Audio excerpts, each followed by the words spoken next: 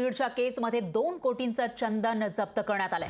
राष्ट्रवादी काँग्रेस शरदचंद्र पवार पक्षाच्या नगरसेवकावर गुन्हा दाखल झाल्याची माहिती आहे। तर मविया उमेदवार बजरंग सोनवणे यांच्या प्रचारामध्ये आरोपी नगरसेवकाचा सक्रिय सहभाग असल्याचं छायाचित्र व्हायरल झालेलं आहे। नगरसेवक बालाजी जाधव यांच्यावर गुन्हा दाखल झाल्याची माहिती समोर येते आहे। त्यामुळे आता पुढे नेमकं काय होणार ते बघावं लागेल। मोठ्या प्रमाणामध्ये या ठिकाणी चंदन जप्त करण्यात आलं आहे आणि यामध्ये राष्ट्रवादी शरदचंद्र पवार पक्षाचे नगरसेवकाचा सहभाग असल्याचं कळतंय आणि त्या संबंधी गुन्हाही दाखल झालाय।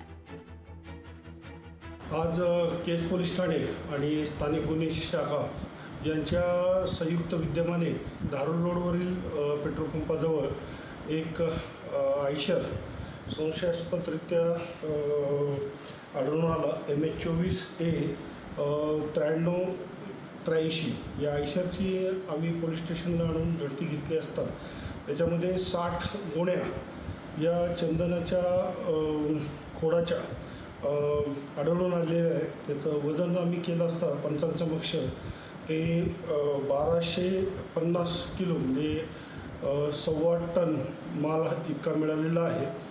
आणि याविषयी अधिक माहितीसाठी आपले प्रतिनिधी विकास माने आपल्या सोबत फोन लाईनवर जोडले गेले आहेत। विकास, नेमकं काय घडलेलं आहे? या ठिकाणी मोठ्या प्रमाणामध्ये गोण्या आपल्याला दिसत आहेत चंदनानं भरलेल्या आणि याच्यामध्ये मुख्य म्हणजे शरद पवारांच्या राष्ट्रवादीचा एक जो नगरसेवक आहे त्याचंही नाव समोर येतं। त्याचं काय कनेक्शन आहे या सगळ्या प्रकरणाशी?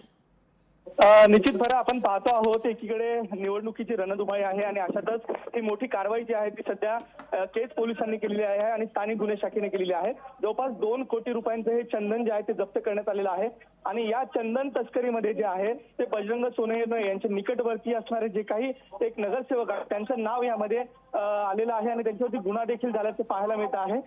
जवळपास 2 कोटीचं हे चंदन आहे आणि या सर्व प्रकरणी जे आहे ते सध्या केज पोलीस जे आहे ते अधिक तपास देखील करतात।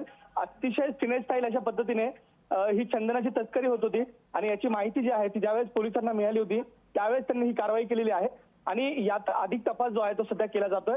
परंतु बजरंग सोनवणे हे लोकसभेचे उमेदवार आहेत आणि त्यांच्याबरोबर जो काही तो व्यक्ती पाहायला मिळतोय नगरसेवक असलेला तो व्यक्ती सोबत आहे आणि त्यांच्या निकटवर्तीयांकडून ही तस्करी केली जात असल्याचं उघड झालेलं आहे आणि यात आता पोलीस जे आहेत ते अधिक तपास करताना दिसत आहेत।